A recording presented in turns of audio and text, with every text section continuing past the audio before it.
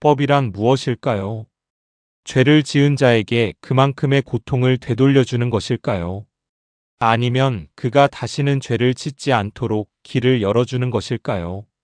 지금으로부터 2200년 전 고대 중국 한나라에는 지금으로서는 상상조차 하기 힘든 무시무시한 형벌들이 있었습니다. 그것은 육형이라 불리는 신체 형벌이었습니다.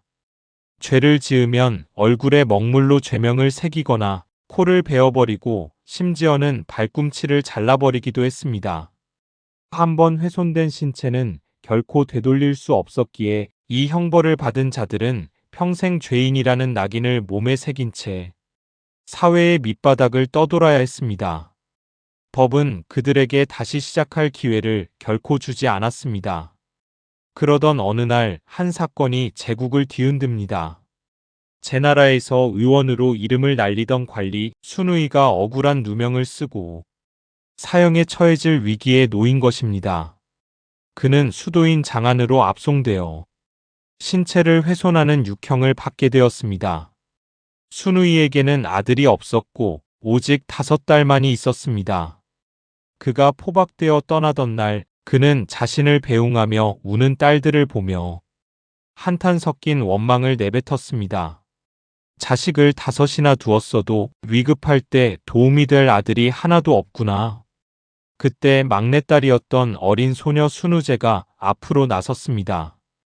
그녀는 아버지의 원망 어린 말에 대꾸하는 대신 홀로 짐을 꾸려 아버지가 압송되는 수레를 뒤따랐습니다. 제나라에서 장안까지 수천 리 길을 걷고 또 걸으며 소녀는 오직 한 가지만을 생각했습니다. 어떻게 하면 아버지의 몸을 온전히 보존하여 모셔올 수 있을까? 장안에 도착한 소녀는 목숨을 건 편지 한 장을 써서 황제에게 올립니다.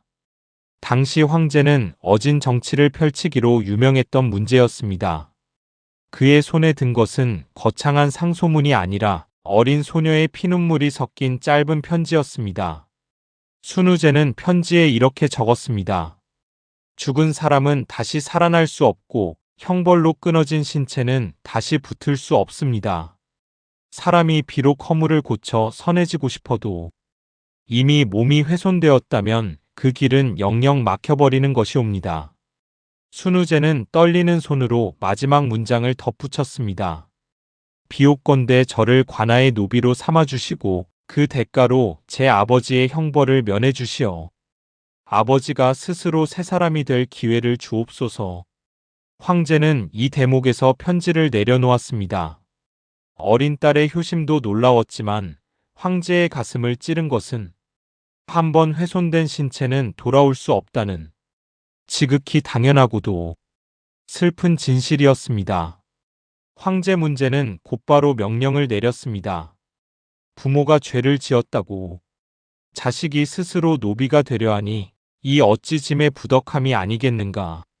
사람을 가르쳐 바로잡지 않고 몸을 잘라 평생 낙인을 찍는 것은 진정한 법의 도리가 아니다.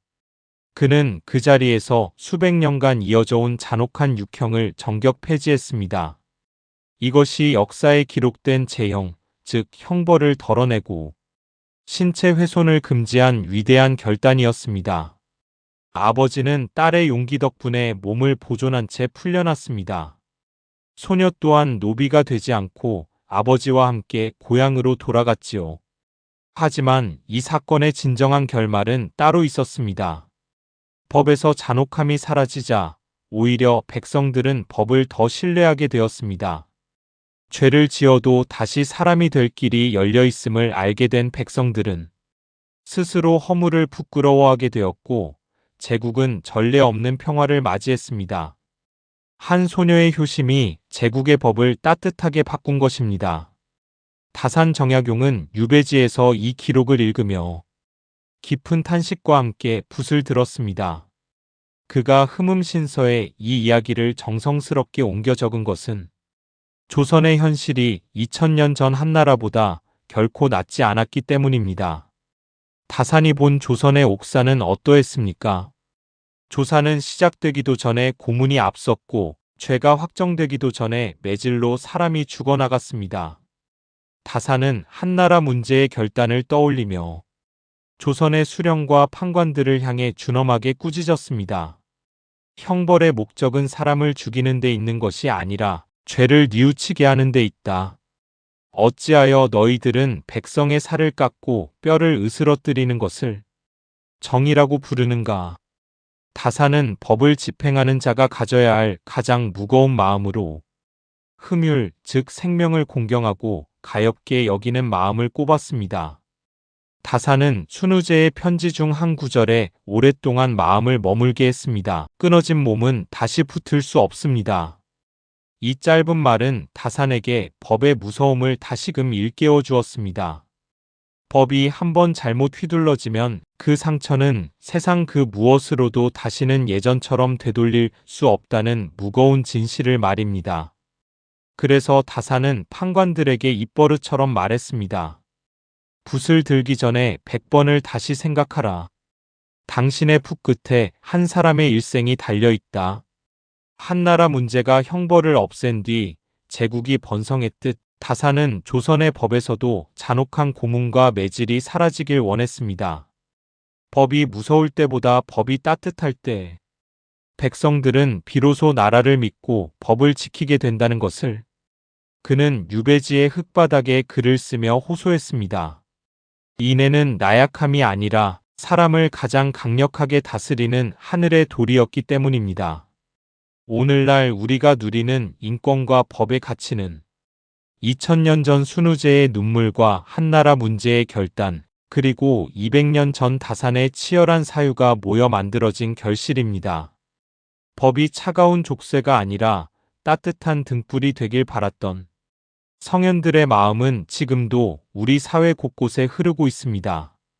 순우제의 편지는 단순한 효심의 기록이 아닙니다. 그것은 인간의 존엄성이 법에 가공할 힘보다 더 위대하다는 것을 증명한 역사적 선언이었습니다. 그 편지 한 장이 제국의 칼날을 멈추었듯 우리의 마음속에 있는 가엾게 여기는 마음이 더 나은 세상을 만드는 진정한 힘이 될 것입니다. 다음 화에서는 법의 또 다른 정밀한 시선을 만납니다. 죄인의 말과 표정 속에 숨겨진 진실을 찾아냈던 고대의 심리수사법 오청 이야기입니다. 지혜로운 판관은 어떻게 거짓을 가려내고 억울함을 풀었는지 그 치밀한 마음의 수사학을 들려드리겠습니다.